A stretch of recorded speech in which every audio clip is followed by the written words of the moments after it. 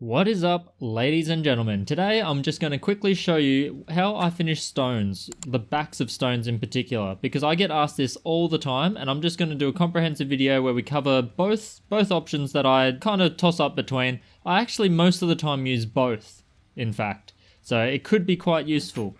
Now you can see here, this is a stone that we finished a while back for Evelyn, one of the viewers, and I completely forgot about it and left it on the desk for a long time. So what we want to do is we just want to finish this off by just getting rid of this back. It's all rough, it's all undulating. We want a nice flat, smooth back. And then I'll show you how to bevel the edge a little bit as well, because a lot of the time we do want a slight bevel.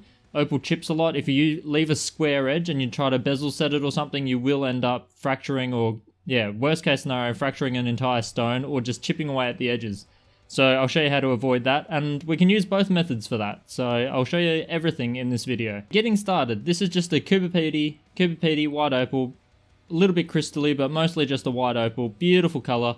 And we just want to get a nice flat back. Now the two options that we can use are really low tech.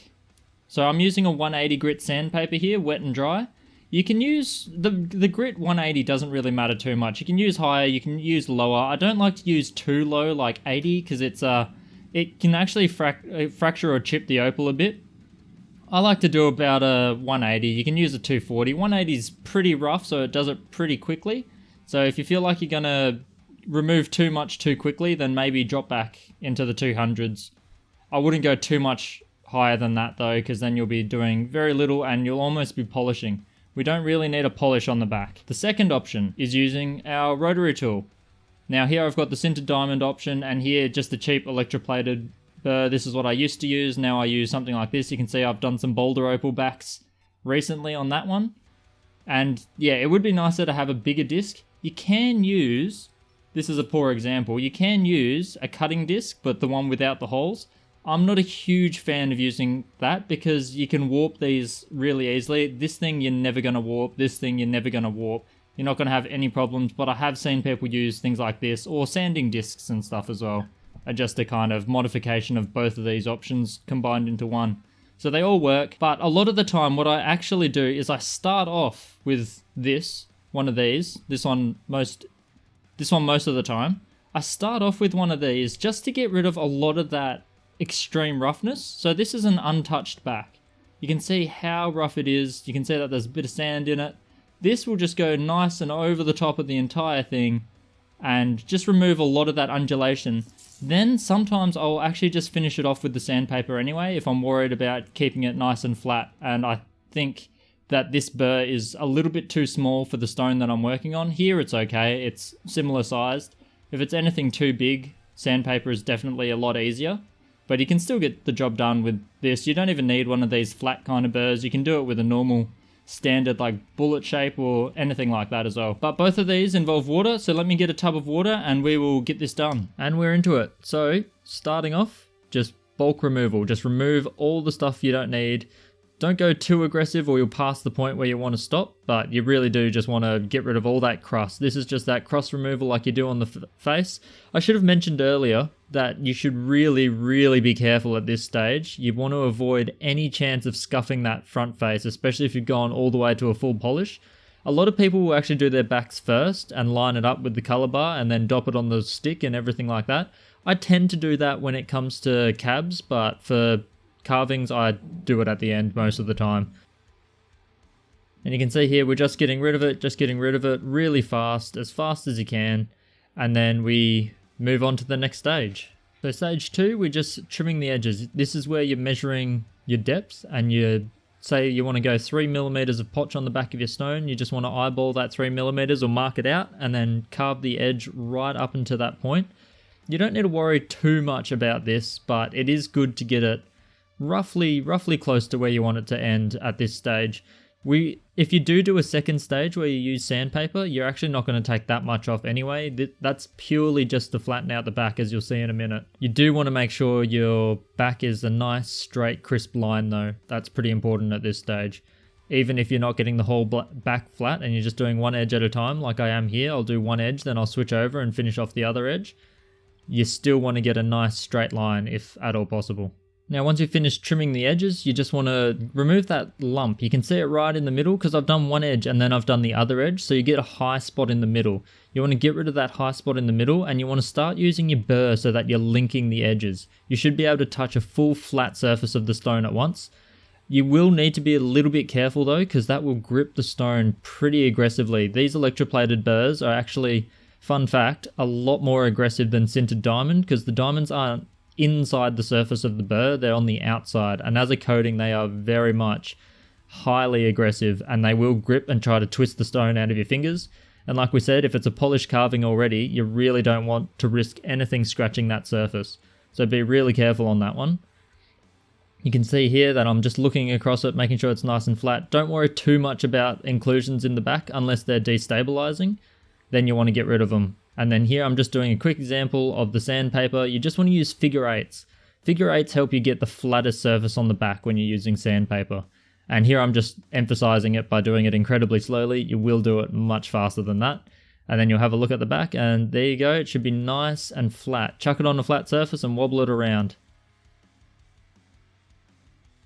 And that's it. That's it for getting the flat back. But you can see here we have got a sharp edge, and a sharp edge on an opal is just no good. That's just asking for trouble. If you were to do a bezel fitting around here, there's a good chance that the pinch of pressure on that corner will just have it break. So what we want to do is we just want to cut a small edge. It doesn't have to be beautifully rounded and perfectly symmetrical. It doesn't really need to be that strict.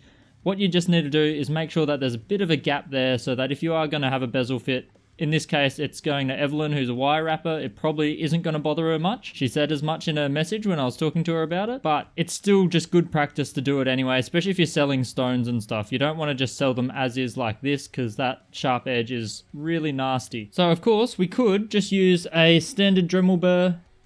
Anything you want. I prefer to choose something that has a straight side, a straight edge, like something like this or this, rather than going for the rounded ones.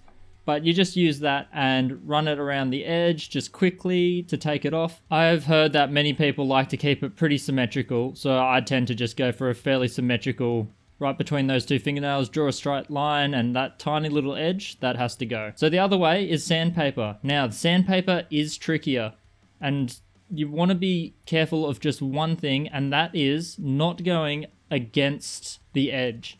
So go with the edge and not against. If you go with the edge, you've got far less chance of it fracturing off.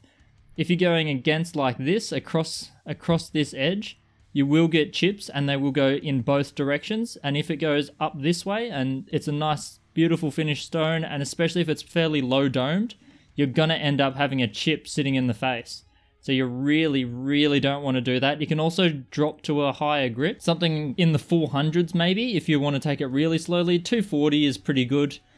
Here I've still got my same piece of 180, which isn't too much of a problem. I just need to make sure that we go with the edge like this. And remember, if your stone isn't a cab, if it's a carving and it's an unusual shape, like this one here, which is a bit of a shield shape, just make sure you're keeping an eye on the positioning of the edge. You want to reposition it in your hands and make sure you're always going with it, and make sure you're matching up this weird angle with your fingers. Now there is a little bit of a trick if you've got a calibrated cab. For example, if you've got something like a straight up oval, what you can actually do is put a soft backing behind this instead of having something hard. In this case it's not that hard. This mat is pretty hard. It's a craft mat. But if you put something like a tea towel or something behind and you just carve up and down, side to side, or do circular motions. A lot of people that do this like to use circular motions.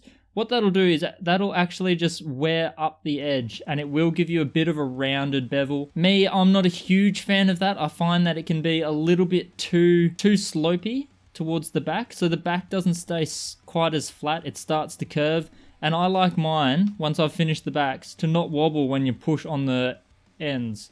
Either the sides or the ends, you don't want it just seesawing around. And I find if you put something soft behind it and you try to do the edges like that and take off that sharp edge, one, don't end up with enough removed on that edge, but two, you also start to ask for a bit of a rounded back, and we don't want that.